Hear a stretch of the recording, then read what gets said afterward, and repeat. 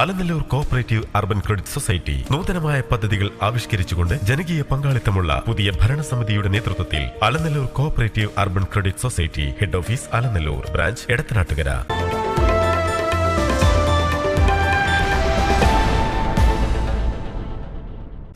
ആയിരത്തി 1977 മുൻപായി വെട്ടത്തൂർ ഗ്രാമപഞ്ചായത്തിലെ വനഭൂമിയിൽ കുടിയേറി താമസിച്ചു വരുന്നവരിൽ അർഹരായവരെ കണ്ടെത്തി പട്ടയം നൽകുന്നതിനുള്ള നടപടികൾ ആരംഭിച്ചു.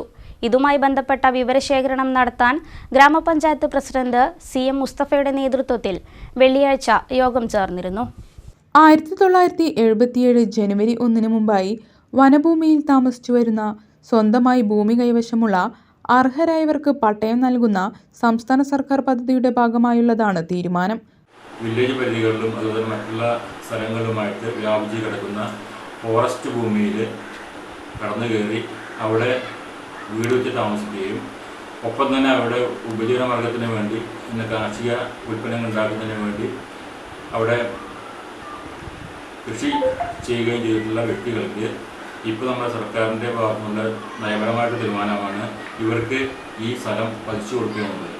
ഇങ്ങനെ പതിച്ചു കൊടുക്കുമ്പോൾ ആ ഭൂമിയുടെ അവകാശം തീർച്ചയായിട്ടും അവരിലേക്ക് നിശ്ചിതമാവുകയും അവർക്ക് ആ ഭൂമി സ്വന്തം നിലയ്ക്ക് ഉപയോഗപ്പെടുത്തുകയും ചെയ്യാം. വെട്ടത്തൂർ ഗ്രാമപഞ്ചായത്തിലും അർഹരായവരെ കണ്ടെത്തി പട്ടയം നൽകുന്നതിനുള്ള നടപടികൾ ആരംഭിച്ചു. ഈ മാസം 1 മുതൽ 15 വരെ തീയതിക്കുള്ളിൽ റവന്യൂ, വനം വകുപ്പ്, ഗ്രാമപഞ്ചായത്ത് എന്നിവയുടെ സംയുക്ത പരിശോധന നടക്കുമെന്ന് Vettathur 1 village officer V Ramanathan പറഞ്ഞു. കാര്യവട്ടം വില്ലേജ് പരിധിയിൽ 15-ാം വാർഡിൽ മണ്ണാർമല ഭാഗത്താണത്. അവിടെ 4 SC ഫാമിലികളുണ്ട്. ഈ 4 SC ഫാമിലികളിൽ പെട്ടിട്ടുള്ള അവർ ആദിവാസികളാണ്.